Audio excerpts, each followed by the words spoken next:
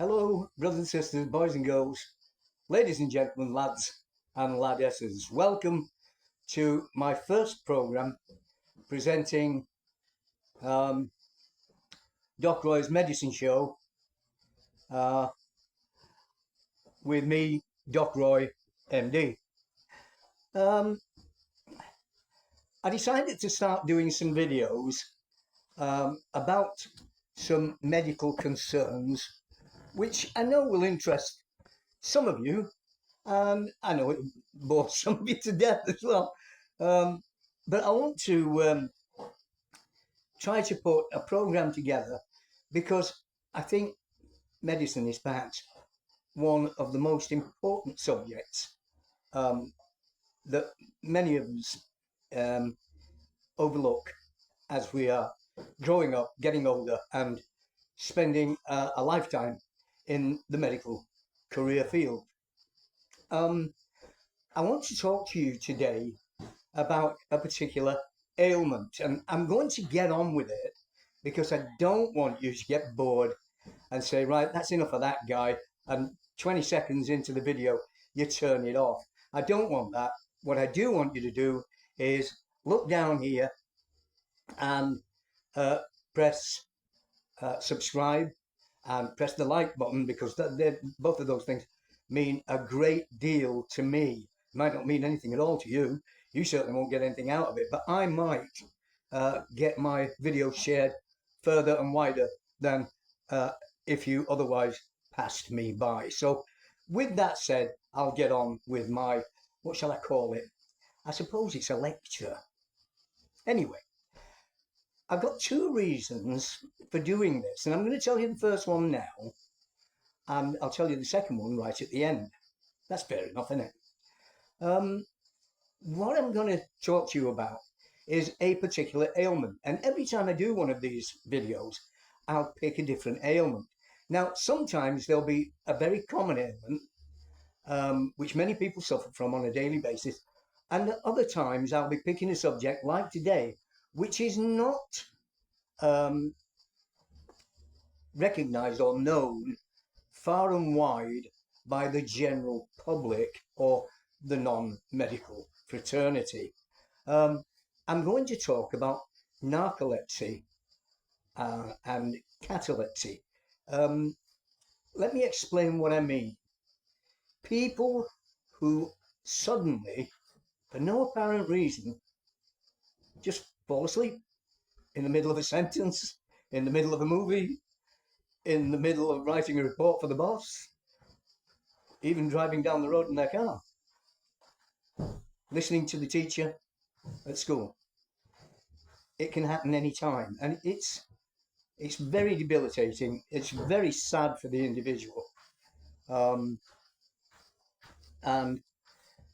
it's something that I think so many people really do want to know about, because many people unfortunately treat it as a joke. And to be honest with you, when I was a kid, I knew someone with narcolepsy, and we called him Nelly.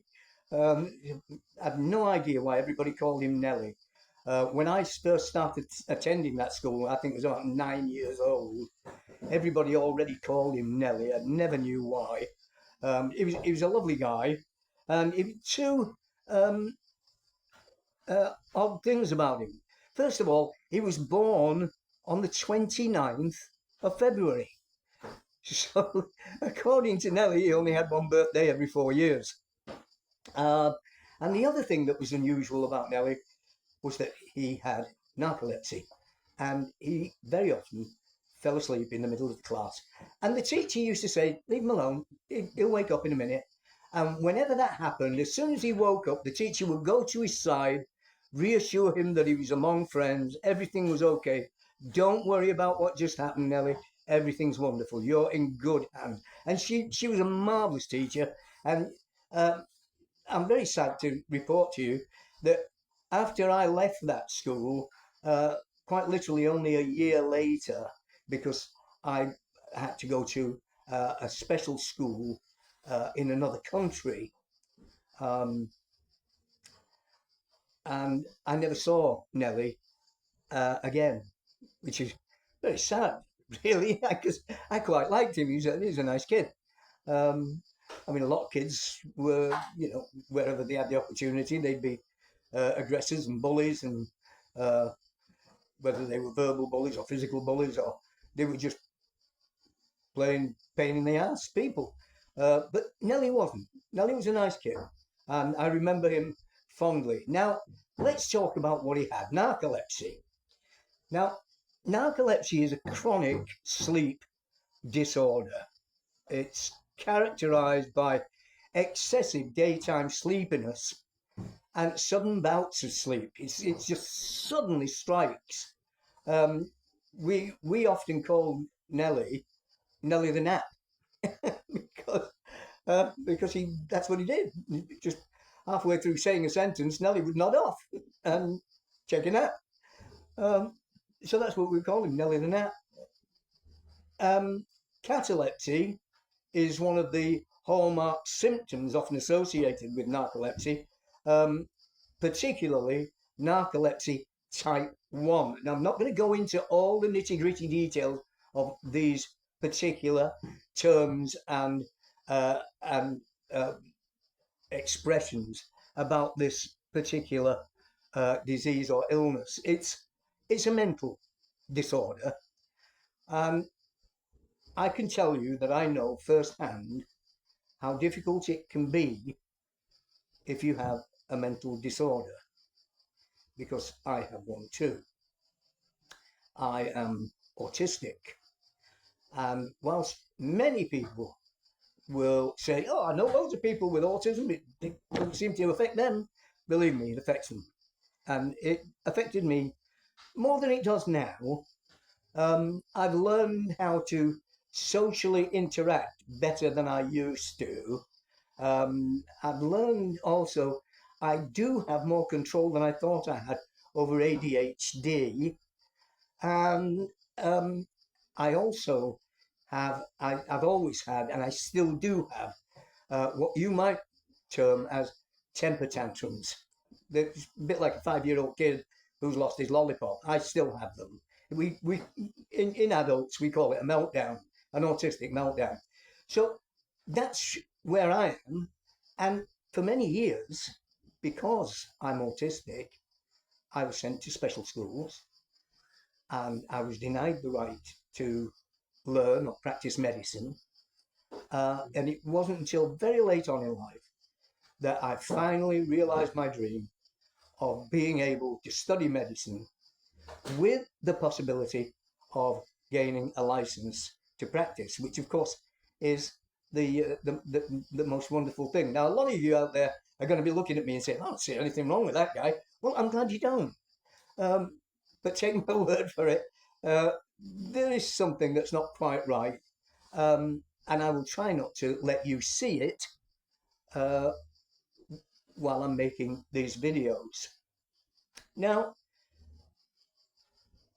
during a catalepsy episode, the person remains fully conscious. There's no unconsciousness like sometimes an epileptic fit, people can fall into unconsciousness.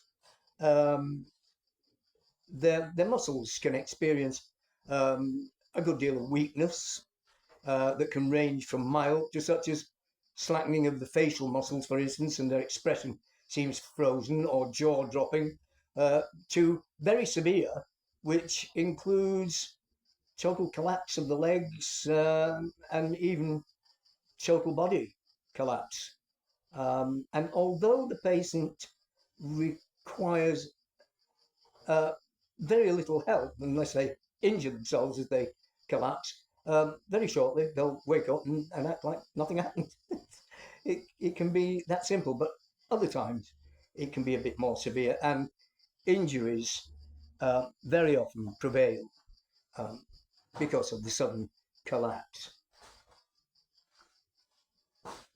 Now, these episodes can last from a few seconds to several minutes.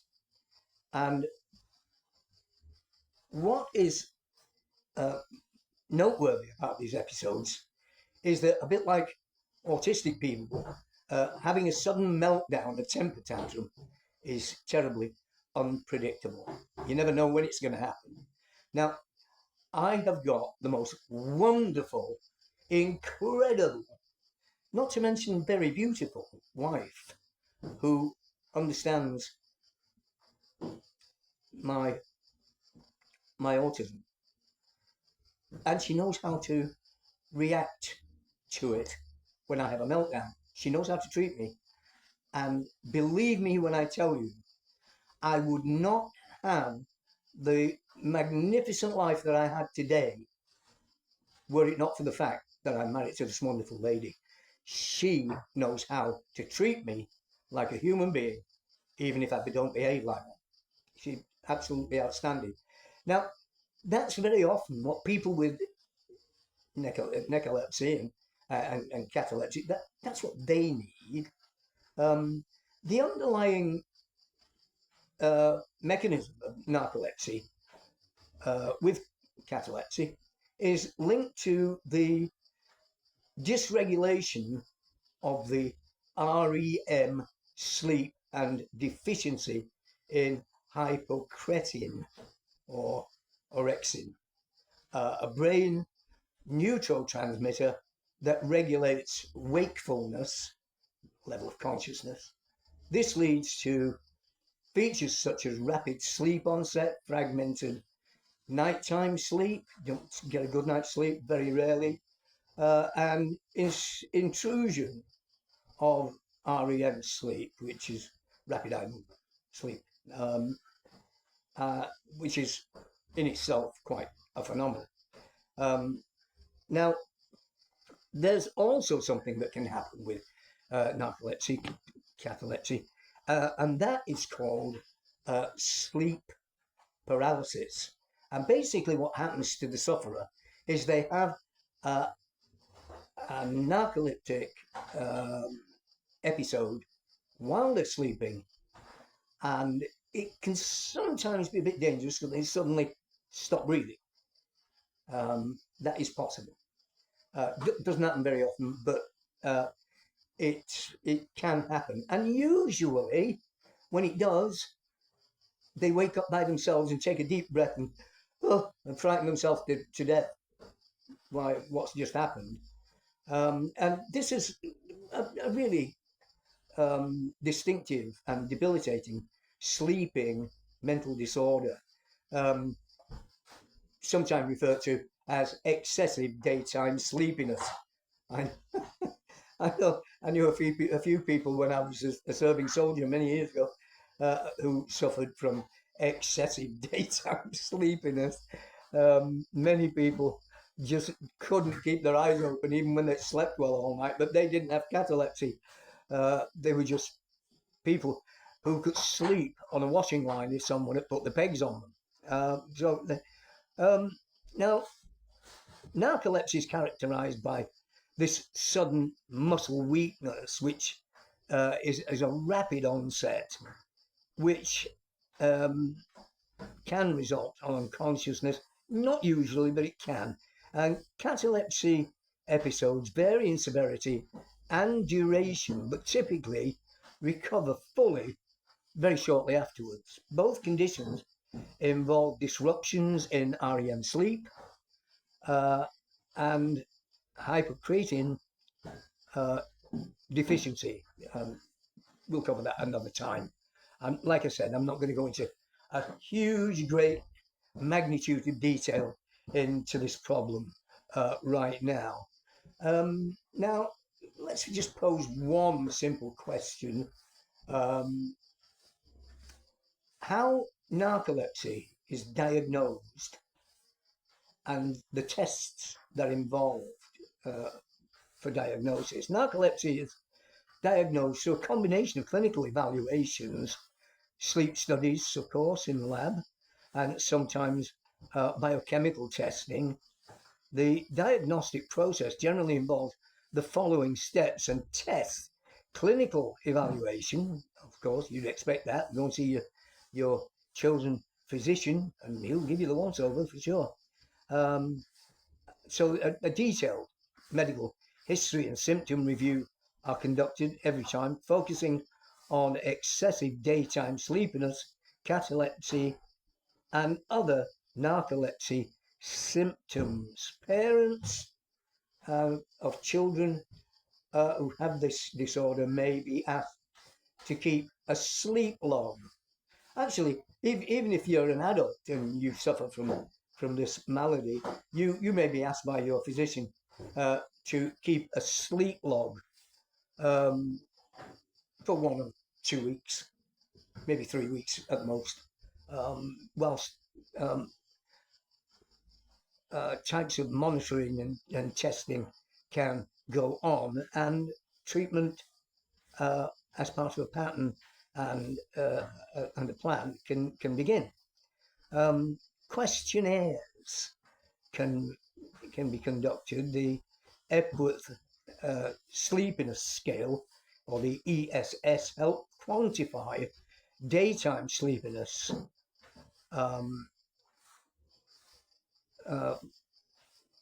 PSG, which is a polysomnography, if you can say that. I find it difficult. An overnight sleep study conducted in a sleep clinic that records brainwaves, breathing, eye movements, and muscle activity. It assesses sleep stages, detects abnormalities, and can rule out other sleep disorders, like, for instance, sleep apnea. Basically, sleep apnea is you have almost complete disconnection from reality and you stop breathing. But usually your body jerks you back into consciousness and you start breathing again very, very quickly. Now, I want to cover something else at this juncture, because something else can happen when you have these episodes, which essentially are dreams which have a tendency to be serious enough to stop you from breathing.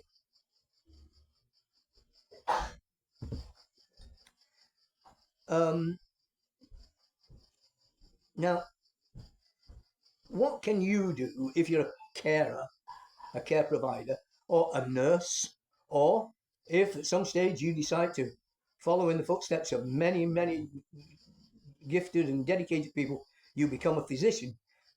You may look back on this video and think, that's what got me going. I hope it does. Multiple sleep latency test is performed the day after a PSG. This test measures how quickly a person falls asleep in multiple opportunities during the day. It also measures the time taken to enter into REM sleep. Falling asleep in less than 8 minutes on average and entering REM sleep quickly are indicative of narcolepsy. So if you've got a child who lays down and goes to sleep in 2 to 3 minutes, you may want to get him checked out and tell your doctor there may be nothing wrong, nothing at all, but it's better you know about it if there is. Now, I'm not going to go into all of the different signs and symptoms of narcolepsy and catalepsy. Proper preparation before testing, if you suspect a member of your family has it, including stabilizing sleep schedules and avoiding interfering medications, is necessary to obtain accurate results, which helps to diagnose fully and completely, and ultimately gives us the best chance and opportunity to provide a balanced and professional health care system for the individual sufferer. Sleep latency, that's a sleep latency, there's a test for that too, and sometimes cerebrospinal fluid analysis for hypercreatine levels to confirm the condition and exclude other disorders. Now, why am I telling you all this? I'll tell you why. I'm going to stop going through this now. I've only told you the tiniest little bit, which I hope will whet your appetite to learn more. Press the two buttons, um, the subscribe button and the like button, and that way you will get a notification every time I make another one of these videos, which is what it's all about. I want people to become aware of some of the things that, very sadly, some people have to endure throughout the entirety of their lives. So let's look at the reasons for why I'm presenting this um, mini medical lecture. um, and as I said, I'd teach you tell you the first bit at the beginning. I did, and now, as I promised, I'll teach you the last bit. And this is about me traveling the world. Yeah, that's unusual, isn't it? But let me explain. My wife and I have um, a home in Spain because we like the warm weather. Sometimes it gets a bit too hot in Spain and we have to move on somewhere else sometimes. We also have a farm and a dog sanctuary in the Philippines, which is where we are at the moment. The farmhouse, believe it or not, 2 years on from the onset of our building project, is still underway. We haven't quite finished yet, but not to worry. We're getting there, and our house is starting to look a little bit more than an occupied abode, and it's getting time to hang the shingle on the outside that says "Home Sweet Home." Um, Whenever we go anywhere abroad, and I've travelled extensively, um, something that sadly my wife hasn't done a great deal. She's been to Greece and she's been to Italy, and she's been to Germany, and she's been to China. I mean, she's been to a few places on our travels, um, but I've travelled extensively. And something that I notice wherever I go, because of my great interest in medicine, I tend to ask too many questions, which is it's great, asking questions. Uh, if you don't ask questions, you won't get any answers, good or bad. Um, the question that I often ask of other healthcare professionals is, are you short-staffed? And invariably, whether we be in Spain, in the Philippines, Saudi Arabia, Israel, America, Great Britain, all over Europe, wherever we are, the answer is always the same. Yes, we are short of primary carers. We are very, very short of professional nursing staff and desperately short of physicians.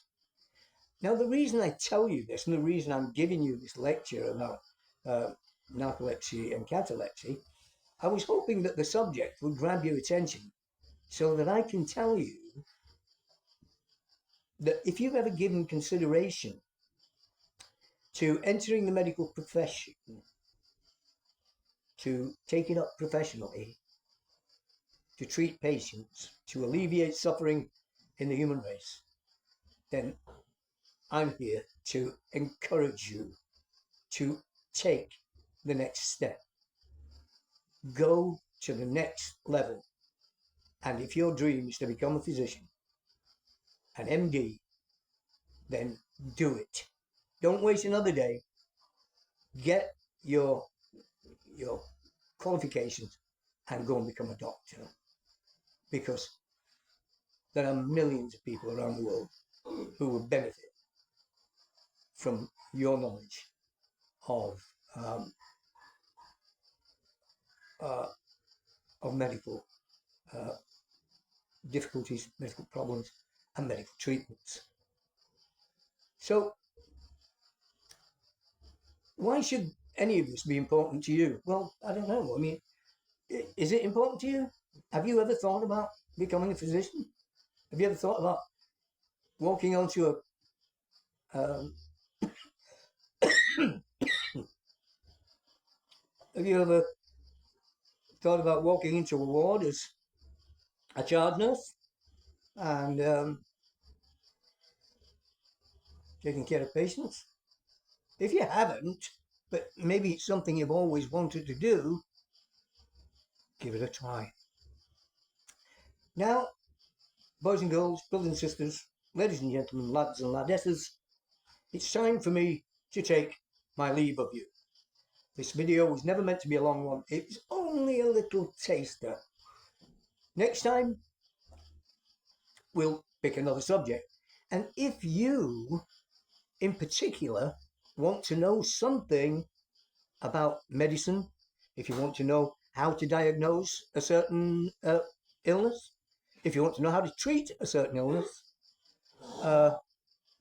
leave a message and I'll do my best to answer it for you. But I do want to stress this. I am not going to become an online physician. That's not going to happen. I am not going to give you enough information for you to go to a pharmacy, start buying drugs and treating yourself for your maladies. If you want to be treated for your maladies, then go and see those who are qualified professionally to treat you. In the meantime, I'll wave bye-bye for now and ask you to post our video, like it, share it, and love it, and help us to love you with the next installment. I'm Doc Roy, MD, at Freeline FM. It's good to have been with you to offer up this tiny morsel of candid medical information, and I'll be happy to do it again at a later date. For now, goodbye, and may God bless you. Bye-bye.